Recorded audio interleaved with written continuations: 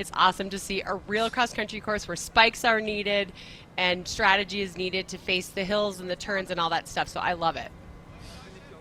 So the first race on the agenda will be the women at 6 kilometers. This is the B race. And, one of the interesting is, again, not necessarily unique to Nuttycombe, but it is what they do here. It makes it obviously challenging for us as broadcasters preparing for this race. Is there's a set of entries for the event, and then day of race, decisions are made where some athletes are thrown into this B race, so not as big a field as we'll see for the women's main race coming up shortly. But, as I mentioned at the top of the show, this is an important time if you're a coach, right? Because you're trying to make some big decisions. And, for some of these younger athletes, some of these unattached athletes as well, getting them into this race where they could potentially be more competitive is all about balancing the needs of the team with developing these athletes to be the best they can be.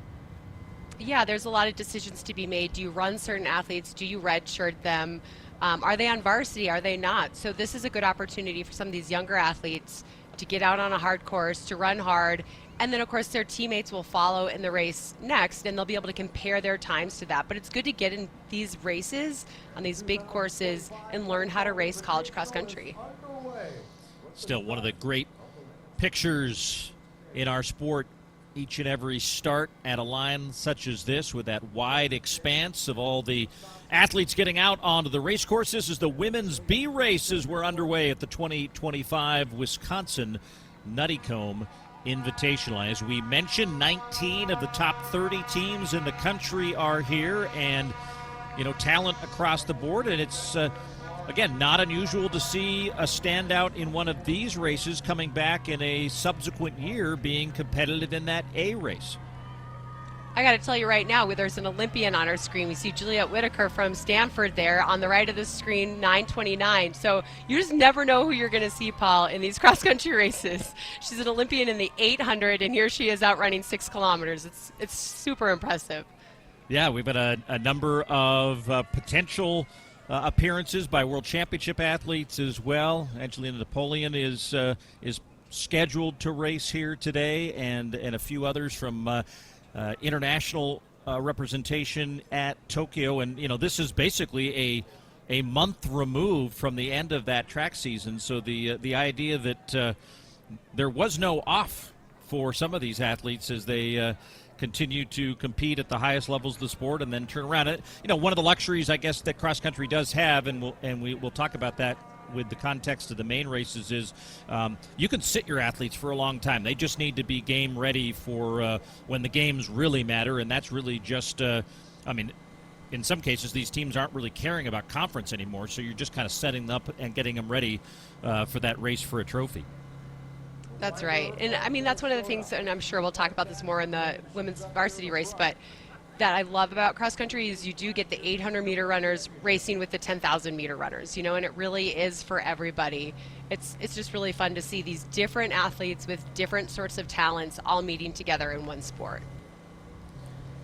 So already an early breakaway for the first part of this race. Good shot from high above as we get out on the first couple of minutes elapsed in this women's B 6K race at Nuttycombe. Our first opportunity to reset the field will be at 2 kilometers. That's the first point on the course that there is a split. So we'll have 2 in-race splits and then be able to bring this group home for this 6,000-meter race. 883 is Isabel O'Lory of Notre Dame. You see her with the lead as we get this group out and away and ahead of the field in the early going.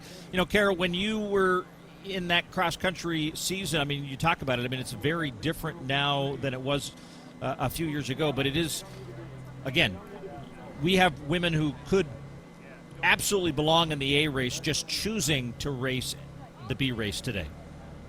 Yeah, and there's a lot of reasons for that. Maybe they're just checking to see where their fitness is. Maybe they're on the bubble of making their varsity team, or maybe the coaches just want them to get out and race and relieve a little pressure, just get out there and get the first one under their belts. There's a lot of different reasons why an athlete might be in the B race, but it does look like it's a pretty fast day. Mike said that the grass is dry, and so you really get some good push off with your spikes on days like this. As you mentioned, we did see the flags, but right now I don't feel like the wind is affecting them, because I don't think they would surge to the front already if the wind was really, really bad. So they're just having a great day out there.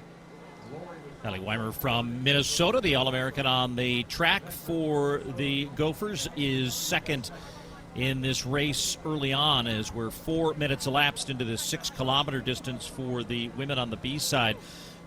A couple of years ago, the course record set by Parker Valby as she beat Caitlin Toohey to the line, going 19 minutes and 17 seconds over that 6-kilometer distance. And then at pre-nationals last year, Pamela Koske of New Mexico absolutely blitzed a trail through this course, running sub 19 minutes, 18:59. It's almost hard to just talk about times these days, Kara, because the times are just getting faster and faster at a level that I'm not sure we could have imagined these collegians running this fast, but that's the reality we're in.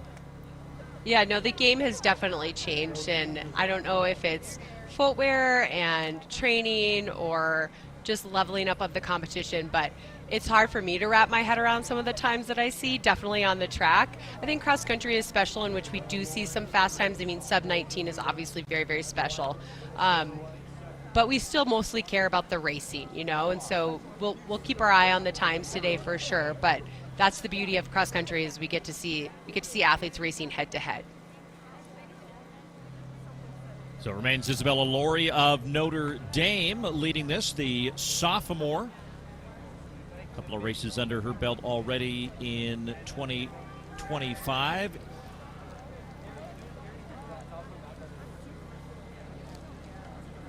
Was 66th at pre-nationals here a year ago, and was a member of the Notre Dame squad that competed here at the NCAA Cross Country Championships in 2024. And she went straight to the front, so she obviously is feeling good and wants to prove something today. She wasn't messing around and seeing how her legs felt. She went straight to the front, and she has controlled this effort until right now, Paul. Alli Wymer on cue, kind of using that downhill and, using that momentum to give herself just a little bit of advantage as they're coming close, as you see on the athletic course tracker, to that 2-kilometer mark on the race course, when we'll be able to reset the field. But they have a sizable advantage on the rest of the field as they just now cross that 2-kilometer mark, 2 kilometers in 6:33.8. And then behind them, another member of the Notre Dame squad, Addison Knobloch, who was alone about 13 seconds back of the leader, Bradley Bickerstaff of NC State, running with her teammate, freshman Daniela Scheffler. Those are in the top 5. You see that group populating now with the results, but 13-second gap after 2K. These two women out in front now going to run together through this middle stage of the race. Yeah, and they're really taking advantage of this dry day, cool, not hot, cool weather, not too cold though. So just a great day, and they're taking advantage of that right now. And I mean, you can just see them working. They are rolling, but we do see those flags moving a little bit here. So they are definitely feeling some wind at certain points of this course.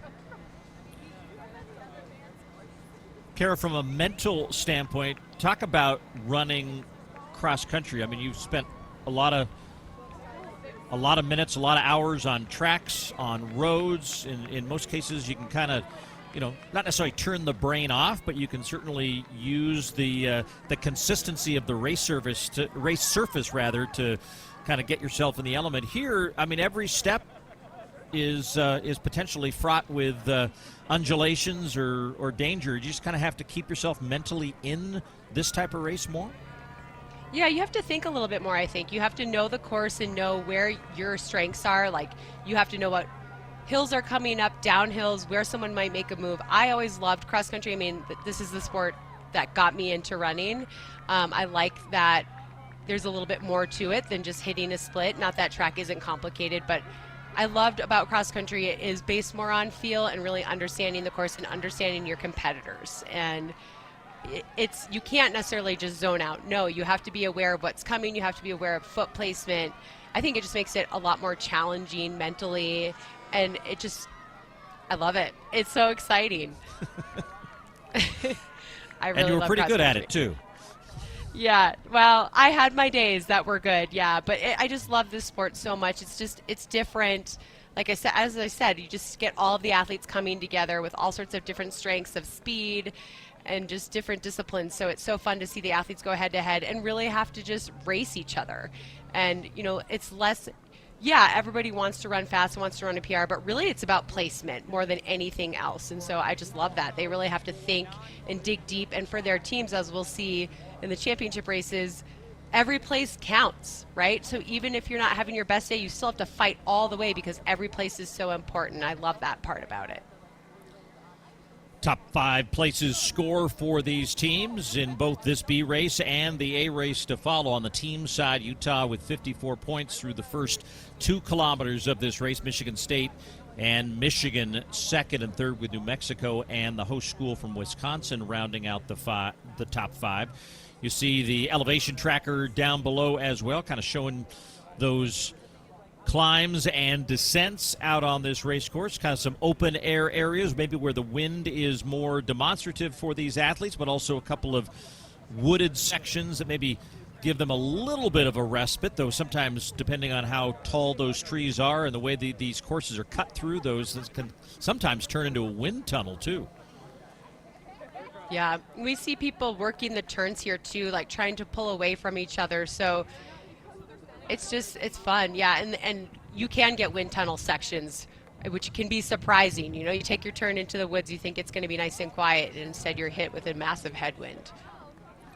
Saw Briley Bickerstaff there for a moment, out and away a little bit. A couple of the members of the Wisconsin squad, including Maggie Munson, the senior for the Badgers, leading that next group through as we hold the position here on the camera. At this point, a little over halfway home in the B race of the women's Wisconsin Nuttycombe Invitational. And yeah, Carrie, you made a good point. I think one of the really great things about this sport and kind of regrounds ourselves as we kind of turn the page from all the individual pursuits that we saw all the way up to and leading through the World Championships in Tokyo is that, we're back to a team sport. This is as important a moment for the first member of your team across the line as it is for the last member of your team. Absolutely, and I think we'll get into that more in the A races, but even some of the big favorites here today to win those races, in pre-race interviews, they talked about the importance of the team. Of course I want to do well, but what really matters is the team. And in running, in track and field, yeah, you're on a team, but it's very individualized. And I think that's one of the things that makes cross country so special is you're all running the exact same course. You all have to cover the same distance, same training, and you really get invested in each other and you become a true team.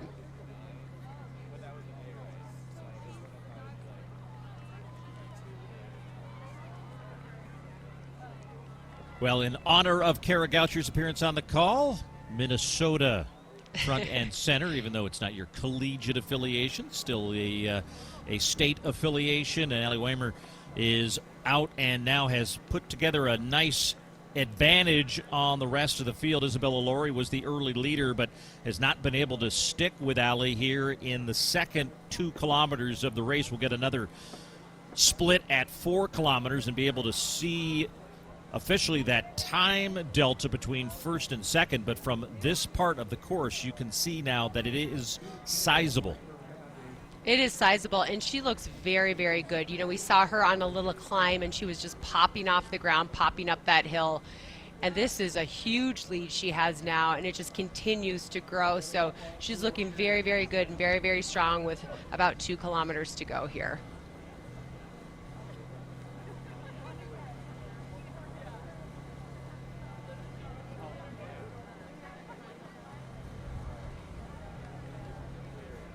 According to our results database, her first appearance in cross country so far this year. And, again, being able to kind of maybe save some of your top runners, your top low stick runners for the bigger races ahead. She was 48th on this course a year ago at the NCAA Championships, third at the Big Ten Cross Country Championships, and the runner-up at the Midwest Regional Championship. And again, so you'd say, okay, based on that set of credentials, Kara, why is she running all by herself in the B race? Well, you know, coach probably had a conversation, said we're not here to make you run the fastest you need to run. We just want to get you back in a rhythm, and you know, you can carry a lot of confidence out of a race when you're leading it by almost a half minute. Oh, absolutely. And they're probably just gathering data on where her fitness is and how she's feeling, but obviously she's looking excellent. And at this point, she's so far ahead. She's really having to find it within herself to keep pushing now. But look at how she's handling these hills. Her gait really isn't changing up the hills. She really is sort of bouncing up those hills. So I'm sure that she and her coach are just gathering data, maybe checking in where she is for the season. And I mean, I think we can see that she's in a good place. She's very, very fit. She's running very fast right now, and she's all by herself. Native of St. Michael, Minnesota. Geography lesson, Kara, where's that? I don't know. Put the woman on the spot. Has no idea. No idea, no. It's in Minnesota. That would have been the way you could have. Yeah. I should have said that. It's in the state of Minnesota, my home state, which I love so dearly, but I don't actually know where that is. Well, she's so far ahead, it gives me a chance to look it up. It's near Albertville. Does that help? Oh, yeah, that does help. Northwest of Minneapolis. Yep. On I-94. It has to be a small little town, I swear. I've heard of Albertville.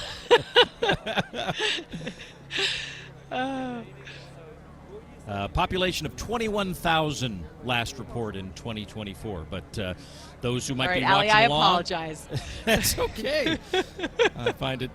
Well, you probably now give me like some obscure city name in Malheur County out in eastern Oregon, and I will have no idea where that's from. But hey, she's doing a great job in this 6-kilometer B race, absolutely controlling the race. You see her now making a little bit of a climb, and I don't know, these climbs towards the tail end of the race, even if you've seen that elevation gain before, start to feel like they're more demonstratively inclines.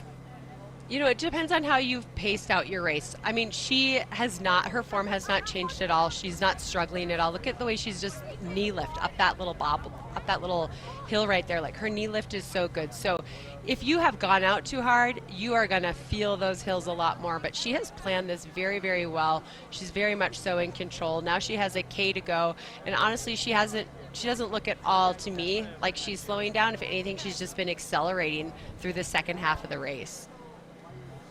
See on the athletic course tracker now, moving to the interior part of the course. This will lead her up and around and back to the finish of this Tomer Zimmer Championship cross country course. Again, site of the NCAA Championships from a year ago, opened back in 2009. Also hosted the NCAA Championships back in 2018.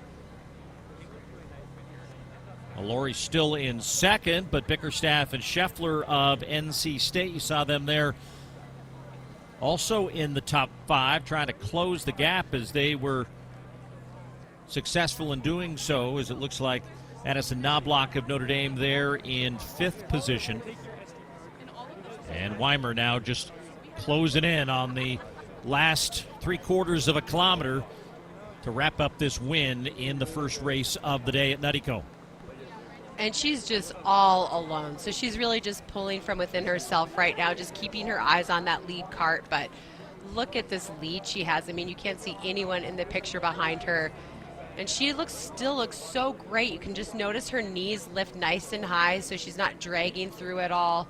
She looks fantastic.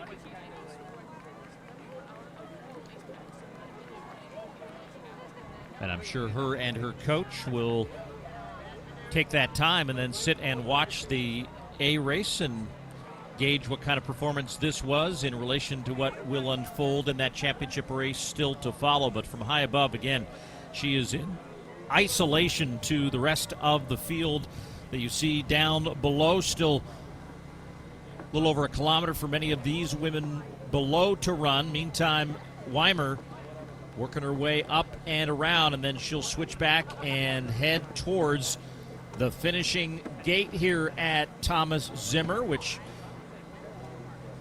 one of the more iconic finishes in collegiate cross country, the finish line with the arch that was added in 2015 that was previously located at Camp Randall Stadium, so a linkage to the Wisconsin football program, to this cross-country program as well. But Alli Wymer, again, no one else even in the picture as we go wide and high above, and she now works her way into the finish line chute for the final 3 kilometers to home. Just a shade over 19 and a half minutes elapsed on the clock, so respectable effort here for Wymer.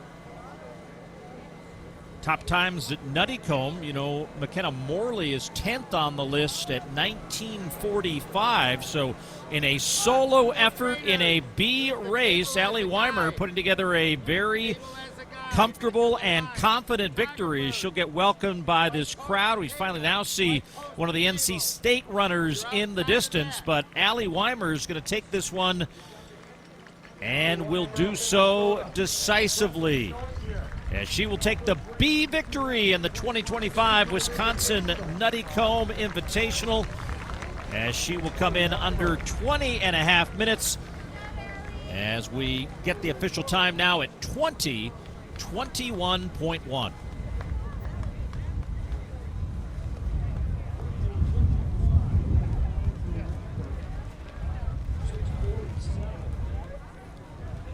This is Briley Bickerstaff, as she will be second overall. Daniela Scheffler of NC State is there in third, as we'll now start to watch the rest of the field come through. So nice job by, of course, NC State here is one of the top-ranked teams in the country on the women's side, so all they're doing here is just showing you depth, which is demoralizing for every other coach in the country.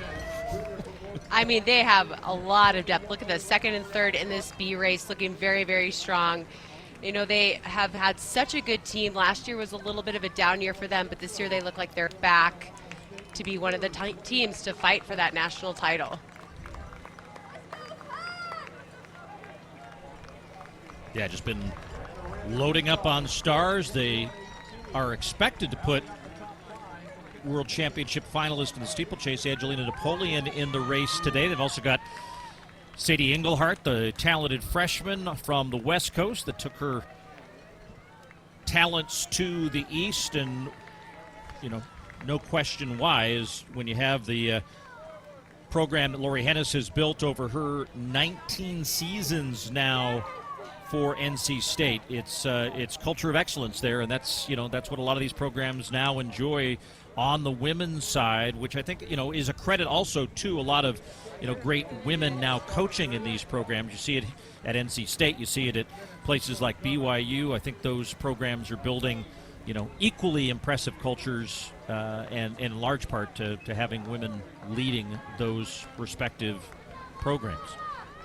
Absolutely. It's very attractive for girls to go there out of high school and have their collegiate careers under the guidance of a woman. It's pretty rare to be able to have that opportunity, so I think that's very attractive when people are being recruited and are looking at colleges to go to. See those team scores populating as well. Not a lot of team battles in this particular race, given it was the B race. A lot of unattached athletes that were racing here as well. In fact, Wymer technically listed as an unattached athlete, so she doesn't even get credit for her first place finish for that team. Low stick goes to the top finisher from Utah, Brianna Rinn, who finished in fourth overall, but gets the 1 point for finishing first in the teams. I never have more admiration at an event that I call, other than when I see what timers have to do in real time at a cross-country meet, to get the team scores right. Because you got to pull out athletes, you got to rescore it in real time, and the beauty of these graphics you see on your screen is those are being updated in real time. But the timers are heroic, particularly when the fields get as big as they will be in the championship races, just trying to get the information as accurate as possible. Absolutely, and some of the races are so tight, and so it really matters that it is accurate. It's very impressive. I thought you were going to talk about the people at the finish line, Paul, that have to keep everybody moving, because that is one thing about cross country. People finish and it's like they just are done. And so I'm always impressed with the finish line folks that keep everyone moving through the finish chute here.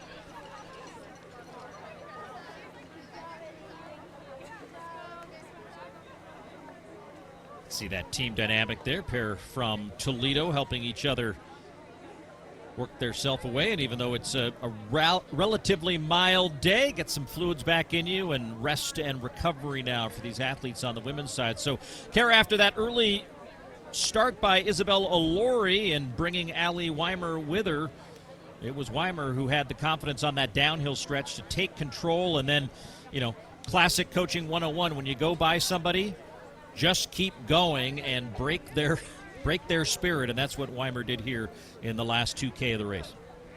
I mean, she just really opened this up, and she never faltered in her stride. It only powered away more and more, and she also never looked back, Paul, until right after we saw her finish here. That was the first time we saw her sort of look back. So great race out of her, very powerful, and a message. I mean, if her coach is wondering if she should run this season, be hard to argue against her now. Obviously, they'll be able to compare her time to the A race, but that was a very, very good time. 2021, all by herself. That's a pretty good argument that she should be racing this year.